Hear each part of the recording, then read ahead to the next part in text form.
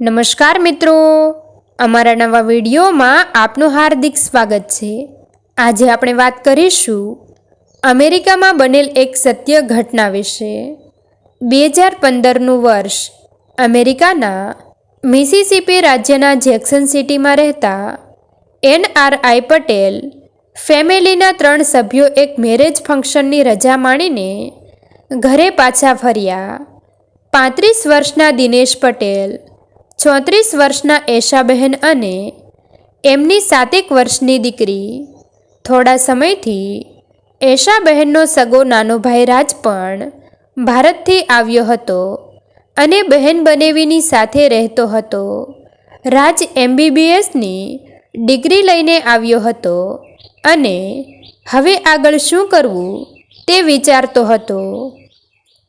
Medical ક્ષેત્રમાં બીજા 5-7 વર્ષનો આકરો સંઘર્ષ કરવો કે પોતાનો બિઝનેસ જમાવવો।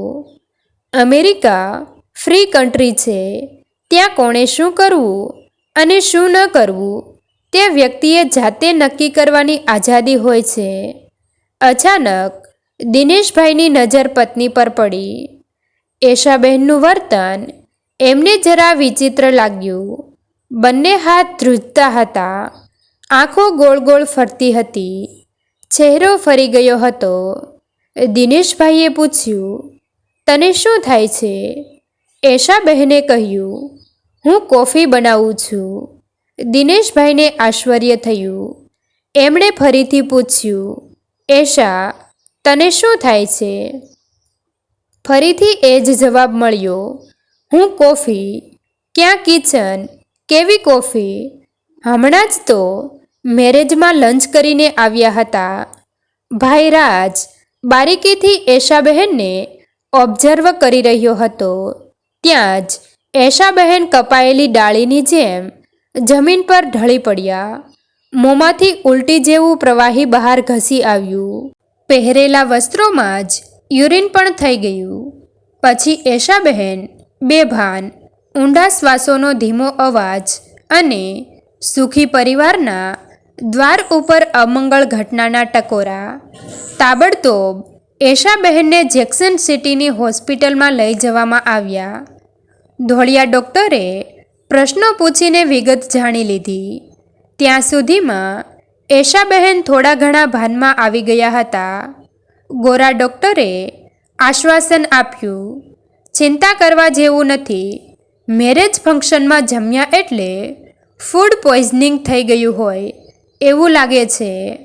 અમેરિકાના અનુભવી ડૉક્ટર કરતાં નવો ભારતીય ડૉક્ટર રાજ વધુ હોશિયાર સાબિત થયો। રાજે દિનેશભાઈને દેશી ગુજરાતીમાં કહી દીધું, જીજુ, દિયોરને કશુંય આવડતું નથી। જો ખાવામાં ઇન્ફેક્શન લાગ્યું હોય તો દીદીને યુરિન ન થઈ જાય।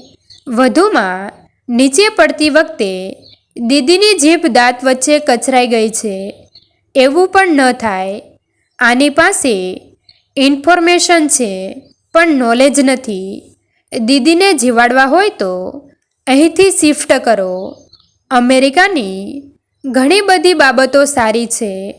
એશાબહેનને એ હોસ્પિટલમાંથી ફિનિક્સ સિટીની વધુ સારી હોસ્પિટલમાં શિફ્ટ કરવામાં ન કોઈ તકલીફ પડી, ન સમય વેડફાયો।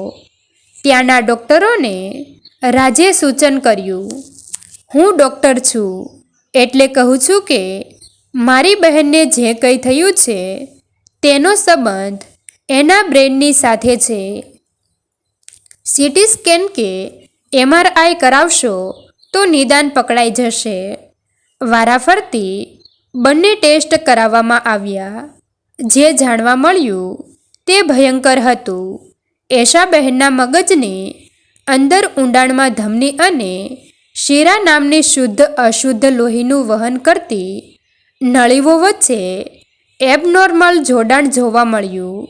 બંને નળીઓ ભેગી થતી હતી ત્યાં સાવ પાતળી નલિકાઓ જોડાઈને ગૂંચળું બની ગયું હતું।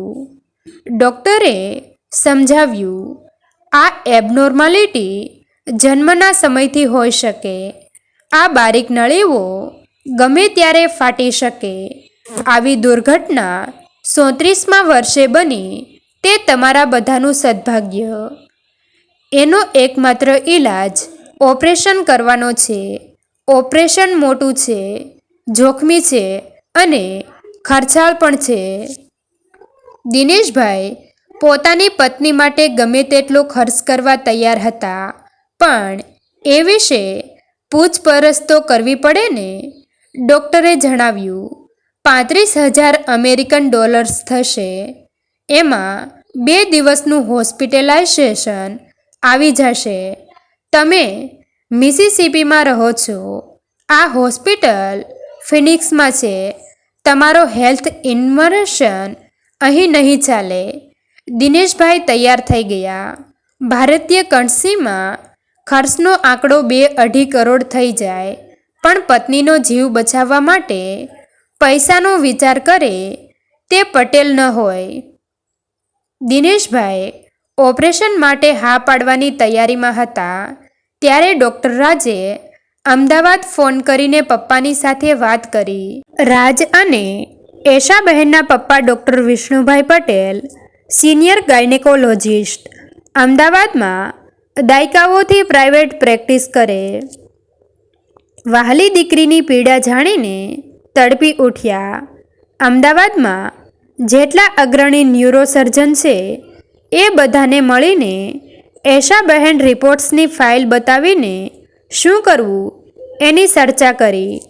એક વહાવરું મિત્ર જે અમેરિકાની મેડિકલ પ્રેક્ટિસથી માહિતગાર હતા, એમણે સલાહ આપી, વિષ્ણુભાઈ, દીકરીને અહીં બોલાવી લો. ત્યાં ભલે 2.5 કરોડ રૂપિયાના ખર્ચનો અંદાજ આપવામાં આવ્યો હોય, પરંતુ જો પેશન્ટને ફક્ત 1 જ દિવસનું વધુ રાખવાની જરૂર પડશે તો બિલ 3 કરોડનું થઈ જશે. ડૉક્ટર વિષ્ણુભાઈએ કહ્યું, ભલે 3 ને બદલે 4 કરોડ થાય, પણ અહીંના કરતાં ઓપરેશન ત્યાં વધારે સારું. એવું માનવાની ભૂલ ન કરશો. વિશ્વના તમામ દેશોના ડૉક્ટરોને ટક્કર મારે તેવા ડૉક્ટરો આપણા ભારતમાં છે. મુંબઈના પ્રખ્યાત ન્યુરોસર્જન ડૉક્ટર બસંત મિશ્રાએ બધાયને ભૂ પાઈ દે તેવા છે. એકવાર એમનો અભિપ્રાય તો લઈ જુઓ. ડૉક્ટર મિશ્રા સવારના 6 વાગ્યાથી રાત્રિના 12 વાગ્યા સુધી દર્દીઓમાં બીજી રહે છે. ડૉક્ટર વિષ્ણુભાઈએ ઈમેલ કરીને સમય મેળવીને ફોન કર્યો. મારી દીકરીને ઇન્ડિયા બોલાવી લઉં? એકવાર તમે તપાસીને પછી નક્કી કરો કે. મેં રિપોર્ટ્સ જોઈ લીધા છે. પેશન્ટને જોવાની જરૂર નથી. સીધા પેશન્ટને લઈને આવી જાઓ. પહેલાં ફાટી ગયેલી રક્તવાહિનીનું ક્લોનિંગ કરવું પડશે. ગુજરાતમાં રહેલા મરાઠી ડૉક્ટર લીમેએ એમાં પાવરધા છે. એ થઈ ગયા પછી 72 કલાક બાદ મેજર સર્જરી થઈ શકશે. એ હું કરીશ. હિન્દુજા હોસ્પિટલમાં એશાબહેનની મેજર સર્જરી કરતા પહેલાં ડૉક્ટર બસંત મિશ્રાએ ડૉક્ટર વિષ્ણુભાઈને 3 વાર સાવધાન કર્યા. ઓપરેશન ખૂબ જોખમી છે. ટેબલ પર પેશન્ટને કંઈ પણ થઈ શકે છે. ઓપરેશન બાદ પણ કંઈક જાતની ખામી રહી શકે. દીકરી જીવનભર બોલી ન શકે, અથવા હું માનસિક રીતે તૈયાર છું. અત્યારે તમે અમારા માટે ભગવાન પછીના ભગવાન છો. ડૉક્ટર વિષ્ણુભાઈ વધુ બોલી ન શક્યા. ઓપરેશન 9 કલાક ચાલ્યું. થિયેટરમાંથી મેસેજ આવ્યો, પેશન્ટ ઇઝ સેફ. બીજા દિવસે એશાબહેન બોલતા થયા. હાથ પગ હલાવવા માંડ્યા. આજે એ વાતને 9 વર્ષ પૂરા થઈ ગયા છે. અમેરિકાના 2.5 કરોડને બદલે ઇન્ડિયન કરન્સીમાં 12 થી 15 લાખમાં વધુ પતી ગયું. ખરી તકલીફ હવે આવી. એશાબહેનના પતિ અને સસરા કહે કે બિલ અમે ભરીશું. પિતા ડૉક્ટર વિષ્ણુભાઈ કહે કે બિલ હું ભરીશ. દિલનો મામલો જીતી ગયો. બિલની વાત ગૌણ બની ગઈ. દીકરીની સારવારનો જશ પિતાએ ખૂંચવી લીધો. ન કોઈ હાર્યું, ન કોઈ જીત્યું. ખરેખર જો કોઈની જીત થઈ હોય તો તે મહાન ભારતના મહાન ડૉક્ટરની થઈ.